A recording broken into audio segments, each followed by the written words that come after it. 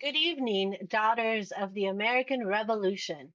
In early America, illiteracy was widespread outside Puritan strongholds, like in Massachusetts.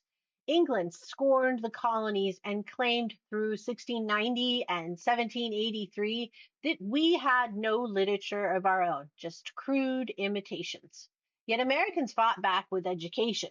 My two primary sources, GK's 1690 Catechism for Children and Youth, taught Christian principles to young minds, and Noah Webster's 1783 Grammatical Institute shaped a unified American language. Politically, these works declared our independence from British culture. Religiously, they rooted learning in faith, building a moral foundation for the nation. Culturally, they elevated our value to snooty Europeans. Now, GK's 1690 Catechism for Children and Youth, found in the Evans collection. Who is GK, by the way? Well, this is one of history's mysteries. We don't know yet. And so maybe one of our researchers here at Liberty can help with that. Well, his booklet used a question and answer format, which I really like, to teach Puritan beliefs to children.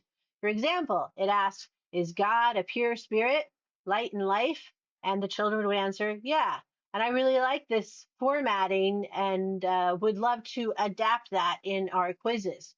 Well, these short, clear responses were perfect for rote memorization, and they helped young learners recite doctrines about God's power, human creation, and the fall. And practically, they were useful because all you had to do was sit and listen. You didn't have to have the book in front of you because, well, they were illiterate. So, for the large part. So, and also the problem was, in printing, right? We're still relatively new in the printing press. So, not everything is accessible. So, this rote memorization was really great. Well, in colonial schools, children repeated these lines to master religious literacy, which was important for a godly society. And now children's literacy is how education got its start and built a faithful, unified community in early America. Next, we have Noah Webster's 1783 Grammatical Institute, also in the Evans collection.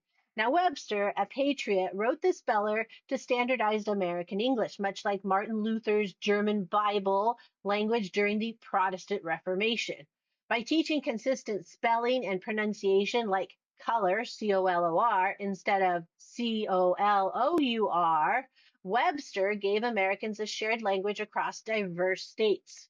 So it was used in schools. This book taught reading while fostering national pride, and that was separate from British influence. Webster's work was a bold step toward cultural independence, shaping how we spoke and how we saw ourselves as a nation.